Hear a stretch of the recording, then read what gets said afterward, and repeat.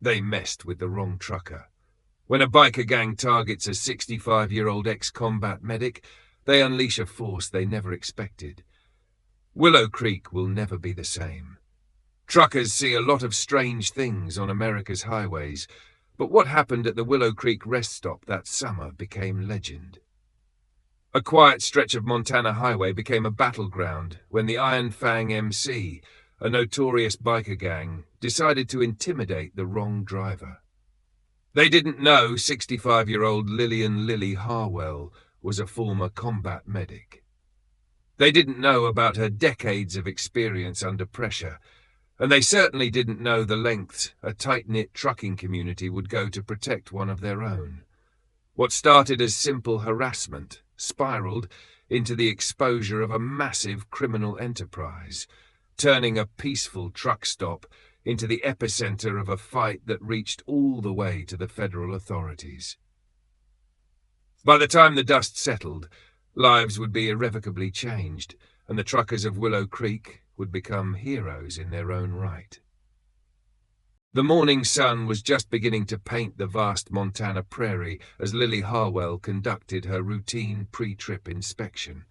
Her hands, still steady after all these years, moved over the vital components of her rig with practiced precision. The metallic red Freightliner Cascadia, her trusted companion for over 700,000 miles, gleamed in the early light. The lot was coming to life. Drivers milled about, sipping coffee and exchanging nods. The aroma of breakfast wafted from the small diner. Lily tightened a strap on her load of refrigerated medical supplies, destined for a clinic in Billings.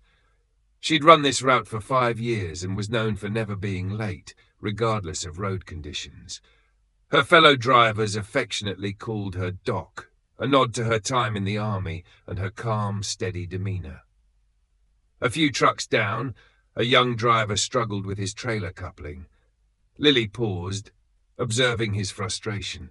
He couldn't have been more than 24, barely out of training. She walked over, her boots crunching on the gravel.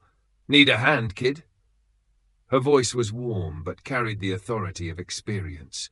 The young man wiped sweat from his brow. "I can't get it to line up right. It's my first solo run."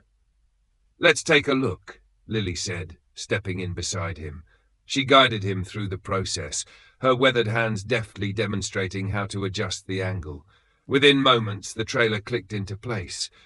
"Take your time and it'll go smoother," she advised, giving him an encouraging smile. "We all started somewhere." The faint rumble of motorcycles in the distance made her pause. Lily's expression didn't change, but her posture shifted subtly. Years of combat experience had honed her instincts, and something about the sound triggered a quiet alarm. The young driver noticed. "You think they're trouble?" Lily's eyes narrowed toward the highway. "Finish your breakfast," she said quietly. "Sometimes it's best to watch things play out from a safe distance." Moments later, 6 motorcycles roared into the lot, their chrome glinting harshly. The riders wore black leather vests emblazoned with the Iron Fang insignia, a menacing wolf's head surrounded by jagged teeth. They dismounted with a swagger that radiated intimidation. Inside the diner, conversations hushed as the bikers entered, their presence as disruptive as a storm cloud rolling across a clear sky. Lily resumed her inspection, though she kept the diner in her peripheral vision. She had encountered groups like this before, both in war zones and on the open road. They thrived on fear and sought control through chaos. As she closed her last inspection panel, one of the bikers emerged from the diner. He was tall, with a grizzled beard streaked with grey and tattoos snaking up his arms. His eyes lingered on Lily's rig, taking in the Army medic decal on the cab door and the pristine condition of the truck. "Nice ride," he called out, his tone laced with mockery as he walked toward her. Lily's face remained impassive as she turned to meet his gaze. "Something I can help you with?" she asked evenly. "Just admiring the work of a professional," he said, running a hand along the truck's polished surface. "Carrying anything valuable?" Lily's voice didn't waver. "Just doing my job." Jobs can be risky, he said, his tone darkening. Lot of hijackings out there. Be a shame if anything happened to such a nice rig. Lily's blue-grey eyes locked onto his. Thanks for the warning. I'll keep that in mind. The biker's lip curled in irritation, but before he could respond, the low rumble of diesel engines interrupted. 3 more trucks had pulled into the lot, positioning themselves with deliberate precision. Their drivers, veterans like Lily, stepped out and made no effort to hide their scrutiny of the bikers. "Problem here, Doc," one of the newcomers called out. "Not yet," Lily replied, her calm voice carrying across the lot. The biker leader glanced at the growing crowd of truckers and seemed to reconsider his approach. "We'll see you around," he said, backing off and signaling his crew to follow. They mounted their bikes and roared out of the lot, their departure leaving behind a tension that hung heavy in the air.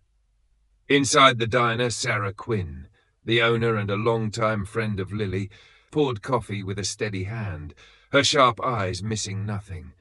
"They'll be back," she said when Lily joined her at the counter. "Mark my words." "I'm counting on it," Lily replied, her voice steady but firm. As the day wore on, word spread among the truckers. CB radios buzzed with warnings about the Iron Fang MC, and texts flew between drivers. By nightfall, the parking lot was unusually crowded, rigs parked in tight formations that spoke of an unspoken alliance. These weren't just truckers. Many were veterans, former law enforcement, or drivers who'd spent years learning to rely on each other in tough situations. The bikers returned at dusk, their numbers tripled. They surrounded the diner, their presence a clear attempt at intimidation. The truckers remained calm, their quiet resolve far more unnerving than any bluster.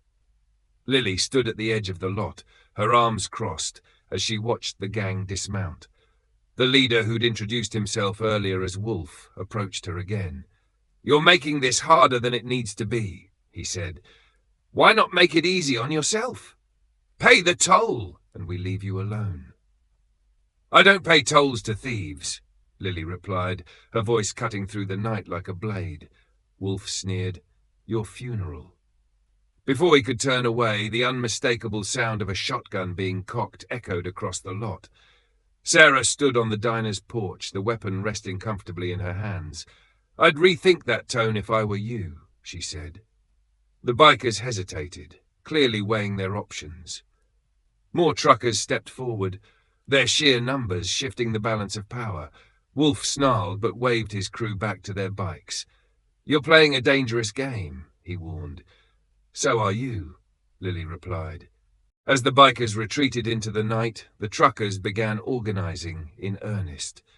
Lily, Sarah, and Tom Walker, a retired Marine who ran long hauls across the Midwest, led the effort. They shared intelligence, coordinated routes, and set up a network of watchers along the highways. This was no longer about one rest stop. It was about protecting the lifeline that connected communities across the region. Over the next few days, tensions escalated. The Iron Fang MC hit 2 trucks on a nearby highway, stealing their cargo and leaving the drivers hospitalized.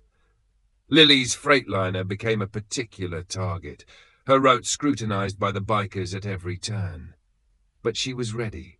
Her truck wasn't just a vehicle, it was a fortress equipped with reinforced panels and hidden compartments for emergency supplies. The final confrontation came a week later. The bikers, now backed by a shadowy figure with ties to a larger criminal network, attempted to hijack a convoy carrying critical medical supplies. But the truckers were waiting. Using their rigs as barriers, they boxed in the bikers on a narrow stretch of highway. The fight that followed was swift and decisive. Lily's leadership and the truckers' coordination left the Iron Fang MC overwhelmed and outmaneuvered. When the dust settled, federal agents arrived, tipped off by evidence the truckers had gathered. The raid on the bikers' hideout revealed a massive operation involving stolen goods, illegal weapons, and ties to an international smuggling ring.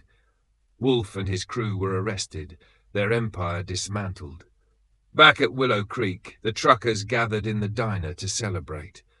Lily sat quietly at the counter, nursing a cup of coffee. Sarah joined her, a rare smile on her face. "You did it, Doc," she said. "You showed them what happens when you mess with the wrong community." About standing up for what's right. The events at Willow Creek sparked a movement. Truckers across the country began organizing, creating networks to protect their routes and their livelihoods. And at the center of it all was Lily Harwell, the quiet veteran who turned a small rest stop into a symbol of resistance and resilience. Thank you so much for watching and supporting Story Karma. Your engagement, whether it's watching, liking, commenting, or sharing, helps us continue bringing you powerful stories of crime, justice, and karma. We truly appreciate each and every one of you for being part of this journey. If you haven't already, make sure to subscribe and turn on notifications so you never miss a new video. Your support keeps this channel going, and we can't wait to share more incredible stories with you.